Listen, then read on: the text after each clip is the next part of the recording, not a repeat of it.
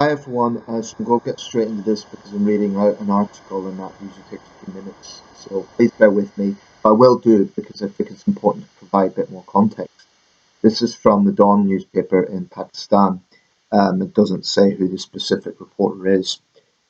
Deeply offensive, Pakistan condemns fresh act of Holy Quran desecration in Netherlands. So I'll just read out this article and share my thoughts. It's from September 25th. So that's yesterday. Pakistan on Monday strongly condemned yet another incident of the desecration of the Holy Quran in the Netherlands, calling upon the European country to take swift action against such hateful and Islamophobic acts. Pakistan condemns in the strongest terms the latest senseless and deeply offensive act of desecration of the Holy Quran that took place in The Hague, Netherlands, in front of some embassies of the OIC, the Organisation of Islamic Cooperation, member countries including Pakistan, the Foreign Office said in a press release issued today. Just scrolling down, Turkish newspaper Daily Sabah had reported on Saturday that Dutch far-right activist Edwin Wagensveld, who leads the Dutch brand of the far-right group Pegida, had desecrated the Holy Quran in front of the Turkish, Pakistani and Indonesian embassies in The Hague and insulted Islam and Muslims. The Foreign Office said, that's the Pakistani Foreign Office, said that the deliberately provocative and Islamophobic act hurt the sentiments of Muslims around the world, and such actions could not be condoned under the guise of freedom of expression, opinion and protest. Well, I'll come back to that point because that's contentious. It added that Pakistan had conveyed its concerns to the Dutch authorities, urging them to be mindful of the sentiments of the people of Pakistan and Muslims around the world and to take active steps to prevent such hateful and Islamophobic acts. Pakistan believes that freedom of expression comes with responsibilities. National government should actively prevent racist and Islamophobic acts which incite religious hatred. It is important for the international community to raise its voice against Islamophobia and work in concert to promote interfaith harmony. That was the spirit behind the resolution passed by the United Nations General Assembly in 2022 to mark March the 15th as the International Day to Combat Islamophobia. Separately, Saudi Arabia also issued a condemnation and denounced the incident on a statement posted earlier today on the social media platform X. The Ministry of Foreign Affairs reiterates the Kingdom's strong condemnation of those reprehensible and recurring acts that cannot be justified under any circumstances. Such acts clearly promote hatred, exclusion and racism and directly contradict international efforts to promote values of tolerance, moderation and the rejection of extremism. That's a bit rich coming from Saudi Arabia, the country's foreign ministry said. I mean, that's actually quite galling. But I'll come back to these positions of hypocrisy as I see it. Meanwhile, Gulf Cooperation Council Secretary General Jazim Mohammed al-Badawi called for urgent and effective international steps to confront these aggressive and provocative actions against Muslims. The OIC also criticised the provocative act in a statement issued a day ago. It is calling the Dutch authorities to take necessary measures against such provocative acts and prevent their occurrence. Last month, Wagensveld had trampled on and tore up a copy of the Holy Quran at a demonstration outside the Turkish embassy in The Hague, infuriating dozens of counter-protesters. The Dutch government had already condemned the holding of the demonstration ahead of the event, but said it had no legal powers to prevent it, and this is a very important point. Similar incidents of the Holy Quran's desecration have taken place in other European countries recently. In late July, two men set fire to a copy of the Quran in front of the Swedish Parliament, and similar incidents have taken place in Denmark this year. Such demonstrations have provoked anger and condemnation and sometimes unrest in several Muslim countries. Well, that says it all, really. Muslim leaders addressing the United Nations General Assembly last week had berated the West for torturings of the Holy Quran. Well, that's obviously, it's a Pakistani newspaper, it's largely their perspective, well, it's entirely their perspective. So, this is a question of what is the extent of free expression and how much can sensitivities be, condoned in terms of a response to said insensitivities. Um, I do think that the Islamic world is incredibly hypocritical on this, in the sense that when there is Quran desecration in the West, they, make a huge thing of it. They raise complaints at national level, at international level. They make a lot of noise about it. that express anger and talk about the hurt feelings of Muslims and all the rest of it. Now, I want to go on the record. I do not think that Koran burning is a good idea. I do not think that willfully desecrating the holy book of millions of people is a productive thing to do. I think it's stupid.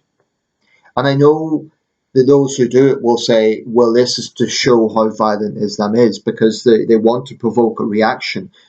Stir up the Islamists to get a violent reaction. I think that's a very cynical approach, because I think there is enough intolerance within Islam and within Islamic theocracies without having to do this sort of thing. The human rights abuses, the persecution of minorities that goes on in Islamic countries is endemic. That's why I think it would be wrong for Western governments to pander too much to these demands. I think the correct response of Western governments would be to say, this is not in our jurisdiction to act on. We cannot tell our citizens what to do in terms of free expression. Now, if it extended to, say, vandalising mosques or physical attacks against Muslims, then yes, there should be laws that can tackle that sort of thing as a hate crime. The problem with burning a book, I think it is insulting for Muslims, right? I think that's a no-brainer. It's their holy book. Of course it's insulting.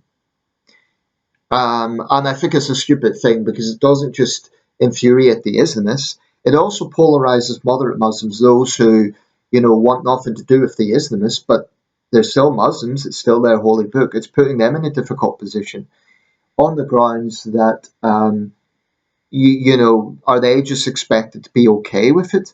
I think that's unreasonable. On the point of free expression, people forget that it's a two-way street. If people have a right to be provocative and to say insulting things, if you deem that to be part of free expression, it follows that others have a right to be offended. So I would say Muslims have a right to be offended. What they do not have a right to do is to demand that the Netherlands changes its way of life, or Sweden or any other Western country, or, get involved in acts of violence like attack the Dutch or Swedish embassies or issue threats against their nationals. This idiot Wagensveld, I think he is seeking to cause tensions. I think he is seeking to basically rile up the Islamists. It's like a cycle. And by the way, I'm not saying it's proportionate. I'm not saying that the actions of some far-right activists, or call them what you will if you don't like the term far-right, but let's say activists like this guy, I don't think almost anything they do is proportionate to, what goes on in the name of Islamic fundamentalism, which is far, far worse. If you look at the overall scale, if you look at the bloodshed and carnage caused by Islamic extremism, it is profound. Only this year, churches were desecrated and attacked in Pakistan. And yes, the Pakistani government condemned it, but notably the West was fairly muted. There may have been a rumbling of protest, but it's absolutely not proportionate. Why is it when there is an perceived offence against Muslims in the West, the Islamic world gets up in arms? I mean, in one sense, they kind of have their act together in that sense. I think it's terrible, but I think, there is a different response. When Christians are persecuted, which happens all the time in Islamic countries, there's barely anything. There might be the occasional statement of we are concerned about this situation or we condemn this, but it is absolutely not proportionate. You don't see mass rallies about the treatment of Christians. I'm not sure if the Sunnah government's condemned it or not. I imagine, some junior foreign office minister has said something. But maybe Western countries need to be much more vocal on that stuff.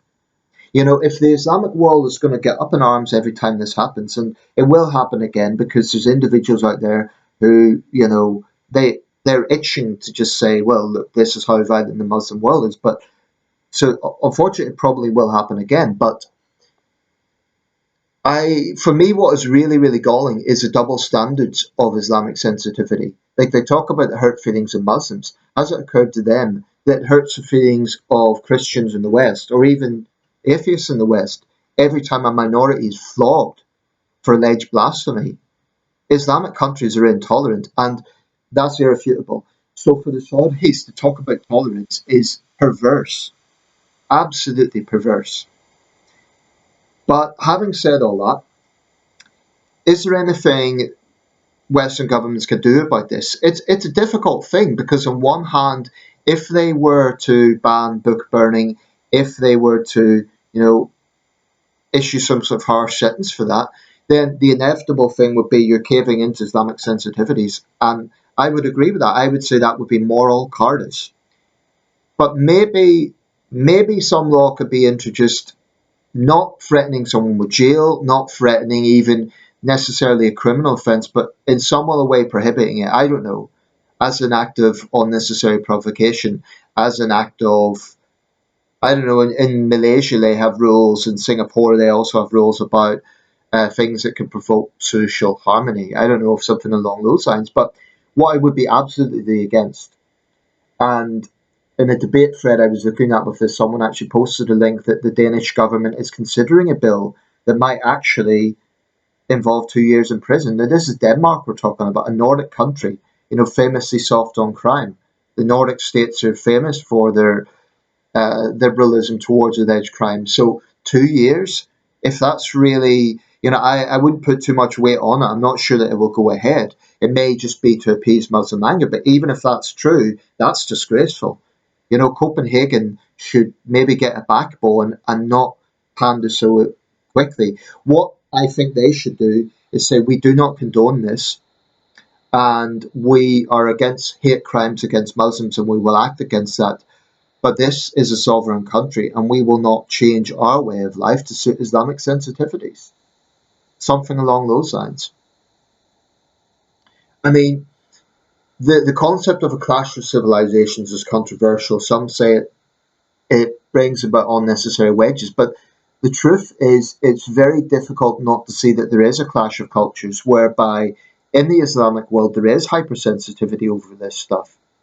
If someone damages a Bible in Britain or the Netherlands, I guarantee you there would be absolutely bare minimal response. Maybe some Christians would complain.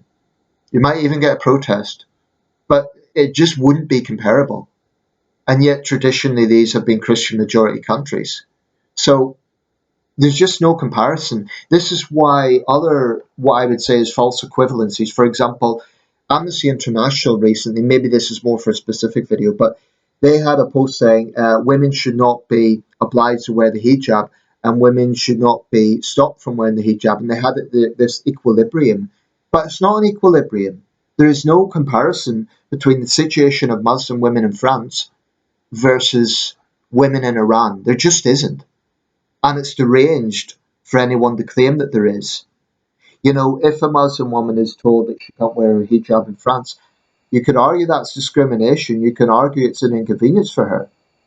But it's not the same as a woman facing beatings by morality police, facing long prison sentences, facing the wrath of religionists. It's just not comparable. So I think the West needs to be much more assertive in false equivalencies. And I think it would be an absolute disgrace and a shame of Western governments to pander excessively to this. Now, when some idiot decides to burn a Koran, and I do think it is an idiotic thing to do, I think the correct response of Western governments is to condemn it and say, we don't support this. However, we cannot dictate that this person do not do that. It's beyond their power. I think probably that's the right approach. I guess the problem, though, is Islamic countries will then look at that as weakness. So I don't really know what the answer is in that sense. There will be some who say this is where I part ways with some who would simply say, well, it's freedom of expression, no one should care. I don't really agree with that. I'm not going to condemn an ordinary Muslim for being offended because the Quran's burned. Now, I will condemn them if they then make threats against Dutch citizens. But it's their holy book. I'm not going to say you've got no right to be offended. The right to be offended is also part of free expression. Even if we're not talking about a balanced situation between sensitivities in the Islamic world which are profound, and what is deemed acceptable in terms of free expression in Western countries. Um, but what I do think we should be much more vocal about is the human rights abuses in Islamic countries and the treatment of minorities, because it is endemic. And again, it's ironic. The Pakistani government will say they don't condone that, but they'll use the same excuse. They'll say, "Oh, we will arrest the suspects, but this is beyond our power," and they might be right, because in a country like Pakistan, the government actually has limited powers because the hardliners on the ground have so much power and so much influence. Um, so you could get a moderate Pakistani prime minister who may genuinely not approve of this stuff, but he will have limits on what he could do against a hardliner. So ironically, that's it's not that dissimilar in that sense. It's a bit different in a country like Saudi Arabia, which is a de facto theocracy at government level. In Pakistan, it's a little bit more complex because it's a deeply religious society, but it's not necessarily a theocratic government. A little bit different. Um, Regardless, I think that Islamic countries have no right to point fingers at the West when it comes to persecution or to demanding legislation against Islamophobia, because as it stands, the West already has hate crime laws. That's sufficient. This idea that we get further laws, I think, is preposterous. Anyway, that's my take.